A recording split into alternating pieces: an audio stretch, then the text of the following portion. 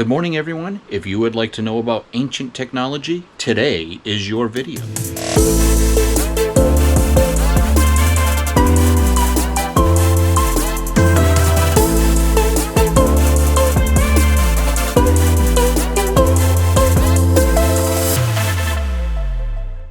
Good afternoon. Another edition of the DNA Show, and what the tech is that? So I am here, and these are fireboxes, and they're call boxes. They actually date back. Some of them growing around Boston date back to the 1800s, and these ones around Westfield, they're decommissioning them, and they've been pulling them out. Here's one of the ones that are still available.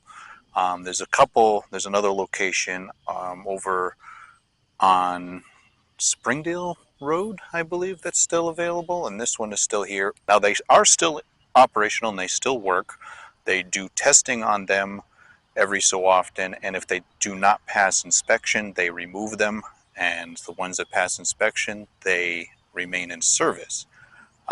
These ones don't date back as far as the 1800s. They go back as far as the 20s and 30s, and they're wireless. So that's kind of the interesting ones of these. These broadcast a wireless signal, and they send it to the fire stations around town, and they broadcast in an AM frequency in the kilohertz band, and they use Morse code, and they send a Morse code signal with the box's ID number. Now, they're very similar as far as the call boxes that you used to see around the Mass Pike and a lot of the highways that they used to have call boxes where you would actually have a phone in there. They were hardwired. These are wireless, and the ones that along the highway you actually could make phone calls through, and they went directly to the police department.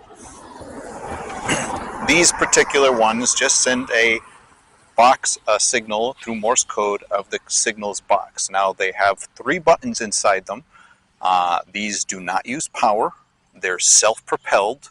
When you pull the handle down on them, there's a little motor inside there that generates an electric current that powers the box up and emits the signal.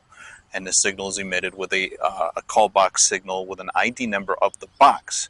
And there's 3 buttons in there: fire, police, and medical. You push those buttons and it will send out the proper unit, whether it's a medical call, fire, or police. If you pull the box down and do not press any one of the 3 buttons, they will send out a trouble guy, which is most likely that's going to be a fire marshal, will come out and check to see what's going on in the area if no button's pushed. Amanda and I actually did DigSafe years back, and one of these boxes, the same model as this one, was being used in Connecticut, and one of the supervisors actually opened it up, and it did emit the signal, and a fire marshal came out and wondered what was going on. This is Signal Communications. It's got the FCC on it. It's actually, the company is in Warburn, Massachusetts, where they used to be. The company went out of business long ago. But if you look up that address, there's actually some other company in doing manufacturing in where they used to be. And I will just give you a quick shot here of what the front of this box is. You can see there, up there, there's the antenna. And this here is the front of the box. So, not too much more about it other than that. But, yeah, they actually, Boston, theirs are hardwired, and they're still in service. Majority of them are still in service, and they've been in service since the 1800s. These ones here, as they failed because the company went out of business, they don't have the parts to repair them, so they've been just decommissioning them. Most people have cell phones now, so they're kind of becoming obsolete. However, when communications go down and cell service goes down, these are still in operation.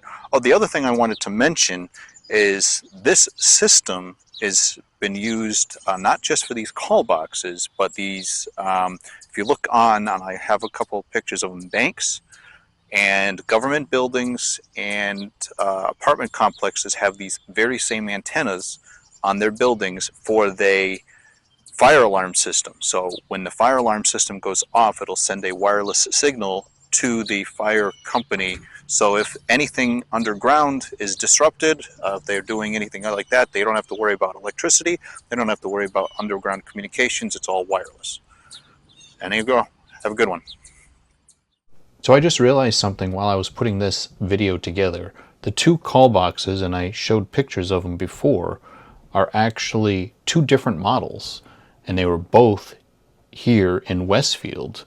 The first one is by Solid State Technology, which was located at 11 Upton Drive in Willimantic, Massachusetts.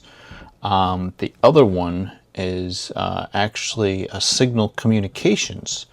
And this one was located in Warburn, Mass. And the P.O. Box number there, which I don't even think they're in business anymore, but they were 2588, I believe is what it says on there. So anyways, that's kind of crazy that right here in the same town, they were using two different, maybe even more. I don't know if the other ones that they pulled down were even different models, but I guess there was Signal Communications and Solid State Technology. Now both of them were solid state, had solid state technology in it because they were both wireless. They worked the same way. They both transmitted, over the air, and they worked. They generated their own electricity when you pulled the box down and released the lever. So both of them had solid state technology in it, but one of them was manufactured by a company called Solid State Technology Inc., and the other one was Signal Communications. Anyways, I thought that was kind of interesting that I just noticed that right here in the same town, they were using two different model call boxes. Just so you know which pictures from which, the Solid State Communications, that one came from Springdale Street. The one that I showed you before that actually had the street sign attached to the call box pole itself. Where I did the video at, was the one that was the Signal Communications. So that was the Signal Communications box. So Solid State was on Springdale Road. Signal Communications was the location I was at. And can't remember the street I was on, but the street sign was right behind me. Unfortunately, I just don't remember. I know it was in a neighborhood. The other one was on a busy road. Springdale Road in Westfield was the busy road that was on the intersection there by the railroad tracks. This one here was in a neighborhood.